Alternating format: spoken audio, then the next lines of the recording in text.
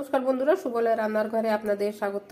আজ বানাবো আমি ছোলার ডাল দিয়ে পেঁপে। নিয়ে নিয়েছি অল্প ছোলার ডাল আছে, এটাকে আমি ধুয়ে পরিষ্কার করে হাফ সেদ্ধ করে নেব।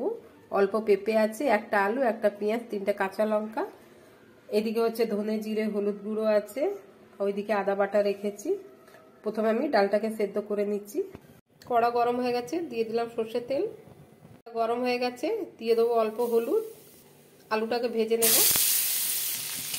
আলুটাকে লাল লাল করে ভেজে নিতে হবে। আলুটা একটু ভাজা হয়েছে, দিয়ে দিলাম পেঁপে। পেঁপেটাকেও আলুর সাথে ভেজে নেব, তাহলে আমাকে আলাদা থেকে আর ভাজতে হবে না। পেঁপে আলু ভাজা হয়ে গেছে, আমি তুলে নিচ্ছি। দেবো আরও অল্প সর্ষের তেল। ফোড়নে দেবো তেজপাতা, দিলাম শুকনো লঙ্কা, দিলাম দালচিনি, 3টে লবঙ্গ, 2টো এলাচ। গরম মশলাটাকে ভালো করে ভেজে নেব, গন্ধ বেরোনো অবধি। দেবো কেটে রাখা পেঁয়াজ। পেঁয়াজটাকে লাল করে ভেজে দিতে হবে। পেঁয়াজটা হাফ ভাজা হয়ে গেছে, দিয়ে দিলাম আদা রসুন বাটা 1 চামচ দিলাম। দিয়ে দিলাম গুঁড়ো মশলা। অল্প জল দিয়ে মশলাটা কষিয়ে নেব। মশলাটা কষানো হয়ে গেছে, দিয়ে দিলাম পেঁপে আলু ভেজে রাখা। দিয়ে দিলাম কেটে রাখা কাঁচা লঙ্কা। দিয়ে দিলাম স্বাদ মতো লবণ।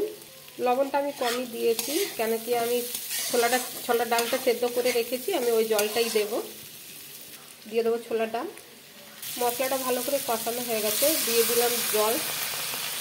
ঢাকনা বন্ধ করে সেদ্ধ হতে দেব।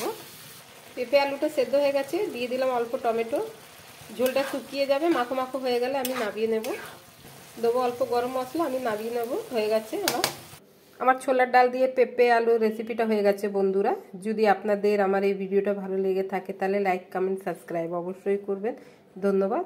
আশা করি ভালো লাগবে, একবার ট্রাই করতে পারেন।